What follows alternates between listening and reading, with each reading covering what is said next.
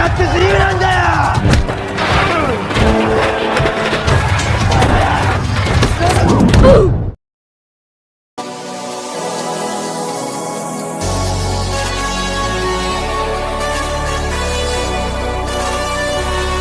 sobat dari yang terkering, bagaimana kabarnya? Masih sehat?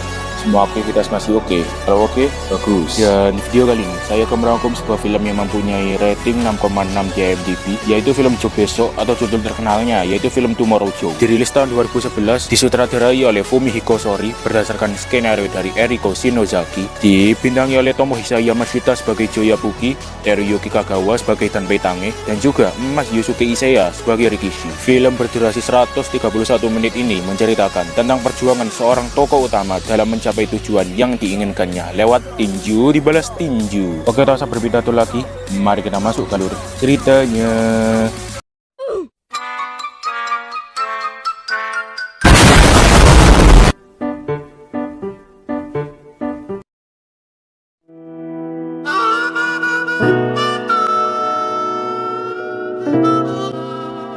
Berlatar belakang di sebuah desa dari prefektur Jepang yang terlihat bahwa lingkungannya kumuh dan juga jauh dari kata mampu.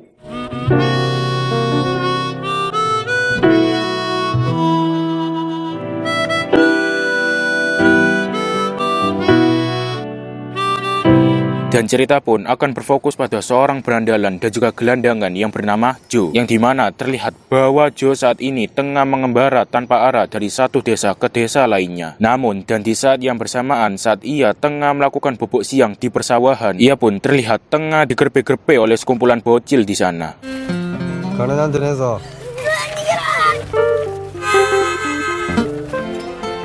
Dan karena merasa kelaparan, Joe pun memutuskan untuk pergi ke sebuah kedai makanan guna untuk mendapatkan makanan di sana. Walaupun ia menyadari bahwa ia tak memiliki sepeser uang pun di sakunya. Dan di saat yang bersamaan, Joe pun dihampiri oleh seorang kakek tua di sana yang bernama Danbei, yang merupakan seorang mantan petinju kecamatan, dan ia meminta kepada si Joe untuk mentraktir dirinya minum-minum. Namun tak lama,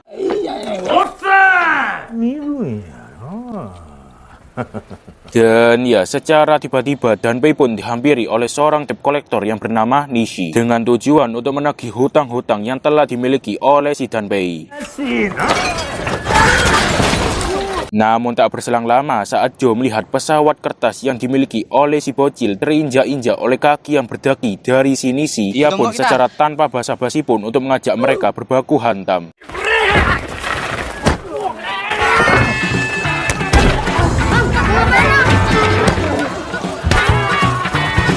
Yang dimana terlihat bahwa di dalam pertarungan tersebut Joe tengah menguasai jalannya pertarungan. Dan begitu juga dengan si Danbei yang dimana dia menawarkan kepada si Joe agar dirinya mau dilatih olehnya untuk menjadi petinju profesional. Namun naasnya hal tersebut tak bertahan lama sampai pada akhirnya Joe pun tertangkap oleh pihak kepolisian. Dan hal tersebut bukan tanpa sebab dikarenakan Joe memang sejatinya merupakan orang yang diincar oleh pihak kepolisian. Sehingga hal tersebut membuat Danbei yang ingin melakukan pembelaan justru malah diguling-gulingkan.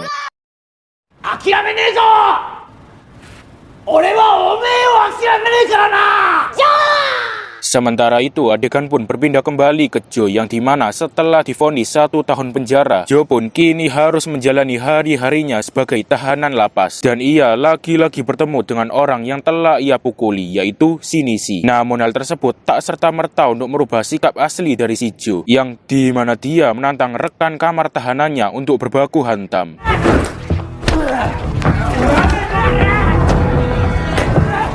Dan oleh sebab itu, berkat sikap yang tidak kooperatif oleh si Joe, polisi-polisi tersebut pun memutuskan untuk mengurungnya di kamar isolasi. Namun tak hanya itu, ia pun juga sempat mendapatkan surat dari si Danbei yang berisikan gerakan-gerakan dari pertinju-tinjuan, yaitu gerakan jab dengan moto demi hari esok. Namun Joe yang membaca hal tersebut pun justru memberikan respon yang berbeda, yaitu menolaknya dan justru merobek-robek kertasnya. Akan tetapi hal tersebut tak bertahan lama sampai pada akhirnya Joe yang merasa gabut dan boring dengan apa yang dilakukannya pun memutuskan untuk mencobanya.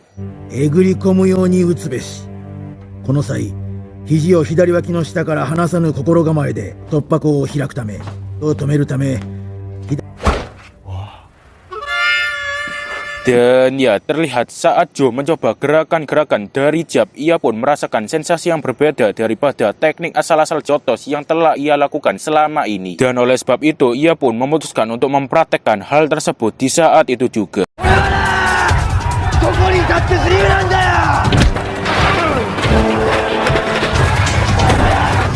Namun tak lama,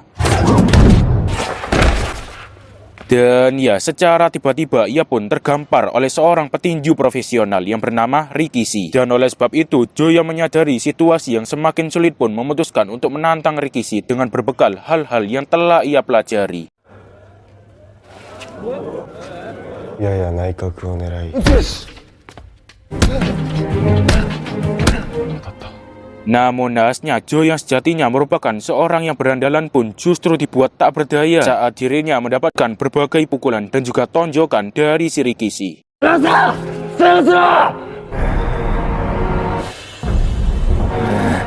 Dan saat berada di dalam ruang isolasi, Joe pun akhirnya mendapatkan surat lanjutan dari si Danpei yang berisikan gerakan-gerakan tinju selanjutnya. Dan oleh sebab itu, Joe yang termotivasi oleh ambisi untuk mengalahkan si Rikishi akhirnya terus berbalas-balasan surat dan menjalani hari-harinya dengan latihan. たコースと同じ戦場を同じスピードで引き戻すこと。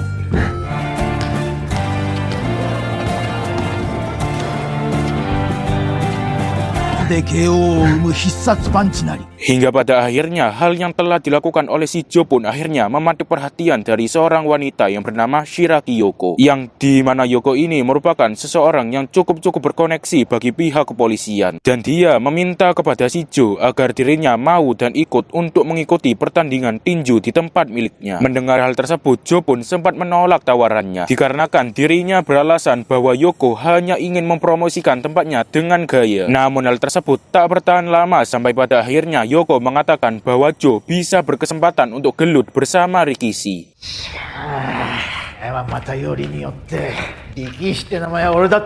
Dan untuk itu, Danpei yang menyadari dan merasa bahwa Rikishi bukan orang yang sembarangan pun akhirnya memutuskan untuk mengajarkan gerakan yang lebih hebat dari sebelumnya, yaitu menonjok barengan.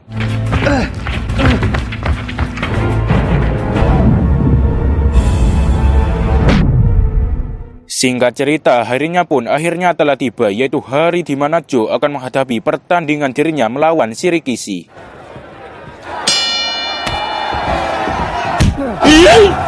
Namun naasnya, dikarenakan kurangnya pengalaman dan juga kurangnya kemampuan, Joe pun sempat dibuat tak berdaya dibuatnya. Dan hal tersebut juga berlaku bagi ronde-ronde yang selanjutnya, yang di mana Rikishi mulai menyerang bagian-bagian vital seperti kaki dan juga biji dari si Joe. Namun dengan semangat pantang menyerah dan semangat ingin mendapatkan bayaran tokoh utama, ia pun bergegas untuk bangkit dan melakukan suatu gerakan yang sangat-sangat ciamik, yaitu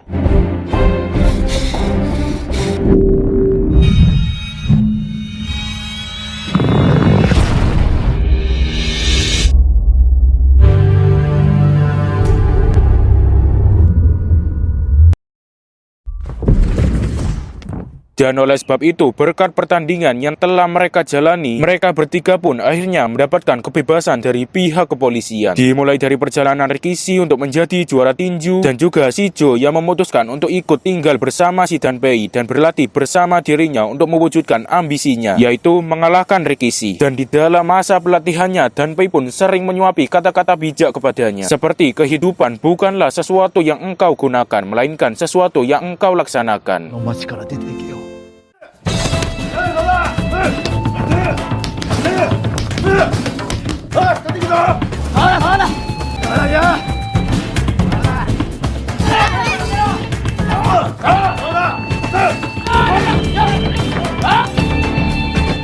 Dan hingga pada akhirnya, Joe pun akhirnya mendapatkan pertandingan perdananya, yang dimana sebagai lawan untuk debut pertamanya, Joe pun harus melawan seorang lelaki yang bernama Urusei Takeiho.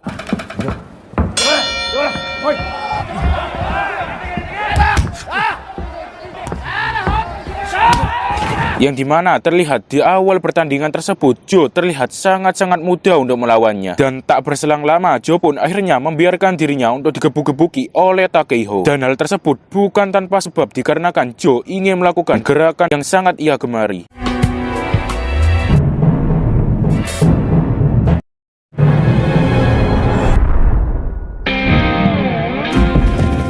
Dan hal tersebut pun juga ia lakukan di pertandingan yang lainnya, sehingga menyebabkan pukulan menyilang menjadi ciri khas bertarungnya. Dan oleh sebab itu, Yoko yang memang sejatinya ingin melengsarkan Shijo dari dunia pertinju-tinjuan, dan supaya Rikishi tak memikirkan soal duelnya dengan Shijo pun akhirnya mengajak si Danpei untuk berunding, yang dimana dia mengajak Shijo agar duel bersama petinju profesional yang bernama Wolf Kanaguchi. Dan jika dia menolak, maka dirinya tak akan segan-segan untuk meratakan kampung halamannya. Namun Danpei yang mendengar hal tersebut pun justru memberikan respon yang berbeda, yaitu menolaknya dan beralasan bahwa Joe belum cukup siap untuk duel bersama orang yang berbahaya seperti Kanaguchi.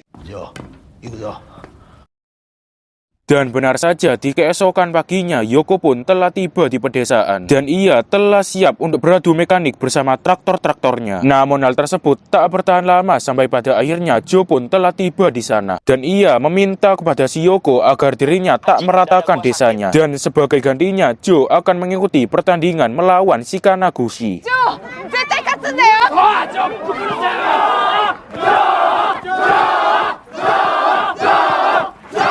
Oh ya, sebagai wawasan pertumorojoan kalian, sebenarnya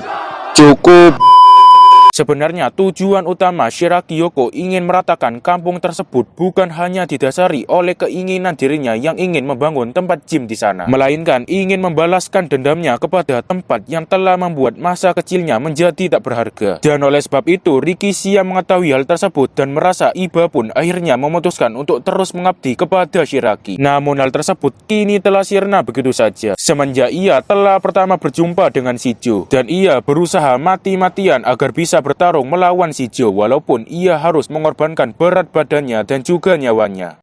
Sementara itu, adegan pun berpindah kembali ke Shijo, yang dimana Joe saat ini tengah bersama dengan Rikishi untuk membahas duel mereka nanti. Namun tak lama mereka berdua pun dihampiri oleh seorang pers di sana, dan di saat itu juga terungkap sebuah fakta bahwa alasan Rikishi bisa dipenjara adalah dikarenakan ia telah menganiaya seorang pers yang ada di hadapannya, yang mengetahui tentang latar belakang dari keluarga Shiraki.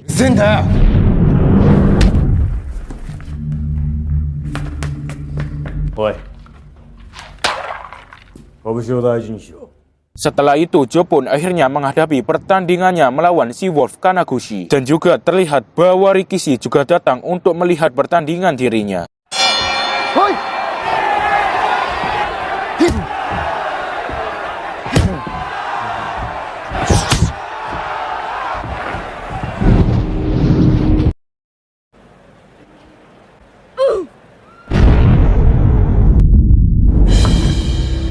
Dan ya, tanpa disangka-sangka dan tanpa diduga-duga oleh mereka semua, ternyata si Wolf Kanaguchi telah memiliki teknik untuk mengkonter pukulan dari hal tersebut bukan tanpa sebab, dikarenakan si Wolf telah berlatih pukulan menyilang di jauh-jauh hari.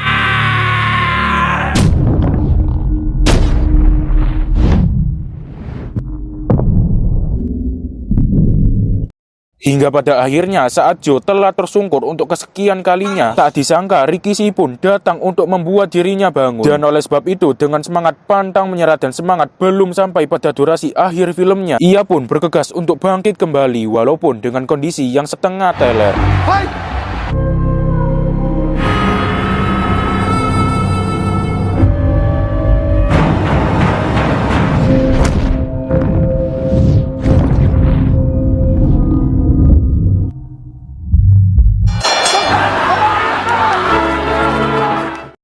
Dan oleh karena itu, setelah melihat pertandingan yang telah dimenangkan oleh Shijo, Rikishi yang termotivasi dengannya pun akhirnya memporsir dan terus memporsir latihannya secara beruntun. Dan hal yang sama pun juga diterapkan oleh Shijo.